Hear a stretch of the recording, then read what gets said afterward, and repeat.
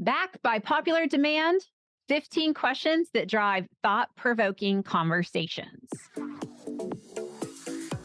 Welcome back, friends. This is your place for cutting-edge tools, exercises, best practices, and modern leadership strategies. Because when the world is changing, it's time to bring our leadership styles along for the ride. Whether you're a company leader, a corporate visionary, an entrepreneur, this show gives you new insights into the neuroscience and the language of leadership, plus practical steps and tips to lead your teams in a powerful way. It'll also help you keep your people happy and engaged, all while achieving your biggest goals. I'm your host, Jen Thornton. I'm a talent strategist, a brain-based executive coach, speaker, and the founder of 304 Coaching. Now let's fix leadership. A few episodes back, I released a podcast of 15 questions that sparked innovation, and y'all loved it.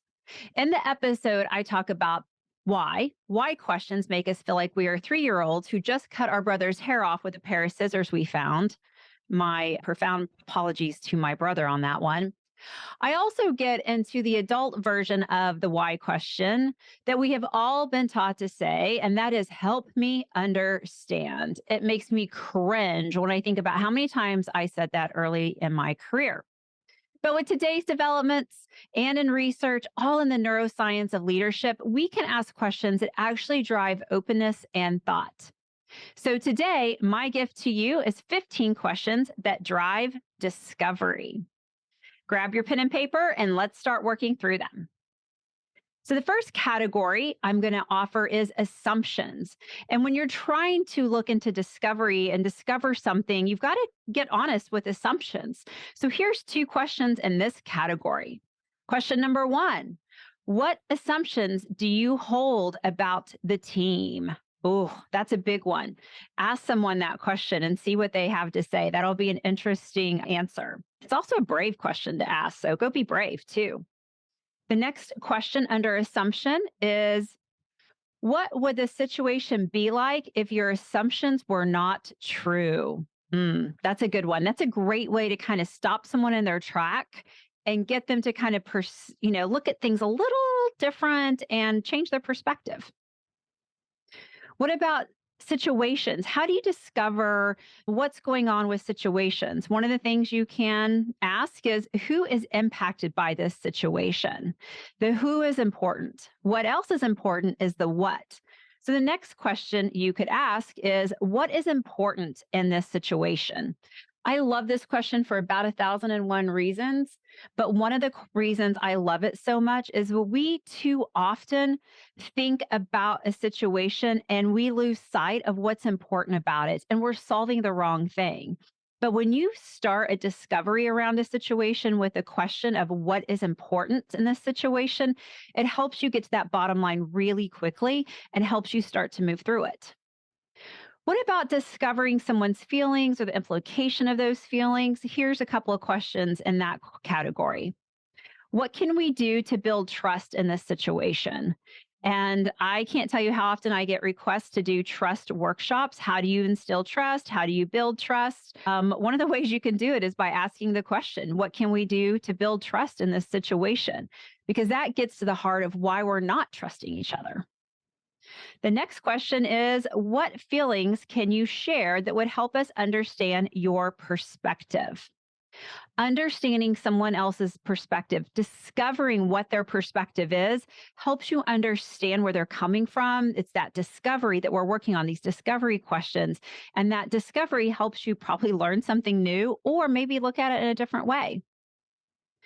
What about you want to share facts and experiences, and you want to discover someone's facts and experiences? Here's a couple of questions in that category.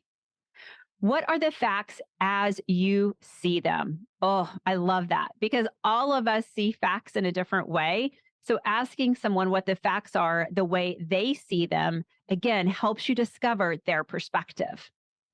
What situation influenced your thinking? This starts to get into the root of things. Maybe someone's had this situation in the past and it didn't go well, so they're in deep fear or they're in deep protection mode, and that's holding them back. A question like that would help discover what's holding them back and help you move them forward.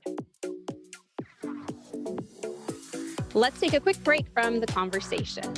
Do you have new leaders on your team and you can see their potential, you can see their runway, but you cannot figure out how to get them across the finish line? Reach out to 304 Coaching and learn more about our brain-based, competency-focused executive coaching.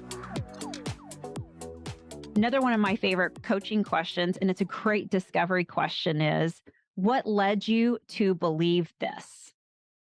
Too often, someone makes assumptions over something they've heard or something they've seen. And so they believe something that may not be true. It's their current fact, but through conversation and discovering what their current fact is or what made them believe something is true, when you discover that, again, you can help move them forward. What about ideas and exploring the possibility of ideas? A question you can ask in this category is, what is the problem this idea addresses? There is a joke inside of 304 with our team, and our joke is we have more ideas than time and money because we could sit there for days and come up with a million ideas. But then the hard part happens. We start to have to act on those and start to solution those and actually make those ideas come to life. And so one of the things we talk about is here's 20 amazing ideas, but what are we addressing? What problem are we addressing? And which one of these ideas actually makes that happen? How attached are you to this idea? I love this for high level executives because they are so busy. Their brains are so full. They get attached to something really quickly. And sometimes they have to really work on slowing down and recognizing why they're attached to an idea. And does it even matter? And this question is a great one to ask anyone at any level, but really asking some of your high level executives, or if you are a high level executive, asking your peers, how attached are you to this idea? It'll be interesting to see their response. It's one of those questions that'll stop people in their tracks. What about desire? Discovering someone's desire. So I have several questions in this category. How would you describe success in this situation? I love having a group of people describe something individually and then putting it all on the table and recognizing that no one describes anything the same way, which is why it's really hard to get team alignment. But this starts to help you get team alignment and discover what that alignment is really early in the game.